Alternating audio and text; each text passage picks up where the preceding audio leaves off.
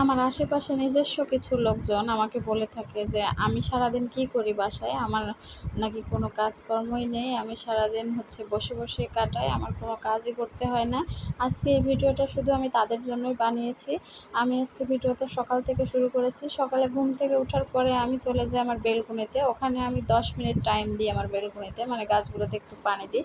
তারপরে তো চলে আসছি রান্নাঘরে এসে কি রান্না করবো এটাই ভাবছিলাম। তো ছেলেকে নিয়ে তো স্কুলে যেতে হবে, ওর জন্য আমি একটা ডিম সিদ্ধ বসিয়ে দিয়েছি, আর এদিকে ভাত একটু বসিয়ে দিয়েছি, এই পটল ভর্তা আর ভাত।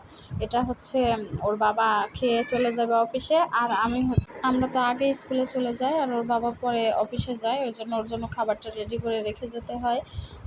যে আমার ছেলেকে ঘুম থেকে ডাকতে চলে এসেছি, যেহেতু টাইমটা হয়ে গিয়েছিল স্কুলে, এজন্য ওকে ডাকতেছিলাম, কিন্তু ও তো ঘুম থেকে উঠতেই চায় না।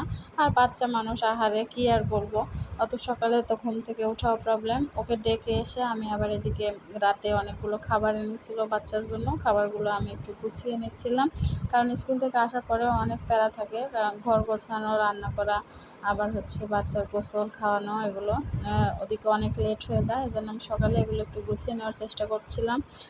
ফলমূলগুলো আমি একটু গুছিয়ে নিচ্ছি। তারপরে আমি আবার ওকে নূরকে এর মাঝখানে ডাক দিচ্ছিলাম যদি উঠে আসে আর কি।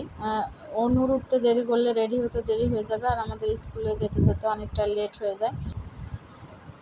সকালবেলা 6টার সময় আমি ঘুম থেকে উঠি, ওঠার পর থেকে 7:30 পর্যন্ত আমি 2টা পা এক জায়গায় করতে পারি না, মনে হয় যে পাটা আমার রগগুলো ছিঁড়ে যাচ্ছে, মানে এখান থেকে ওখানে, ওখান থেকে ওখানে দৌড়াদৌড়ি করতে থাকি। তো এর মধ্যে নূর ঘুম থেকে উঠে গিয়েছে, আর ও বলছে আমি একটু কাজ করি, আর আমি ওকে বারবার এখানে বলছিলাম যে বাবা তুমি যাও, রেডি হয়ে নাও, আমি এগুলো করে রেডি হব।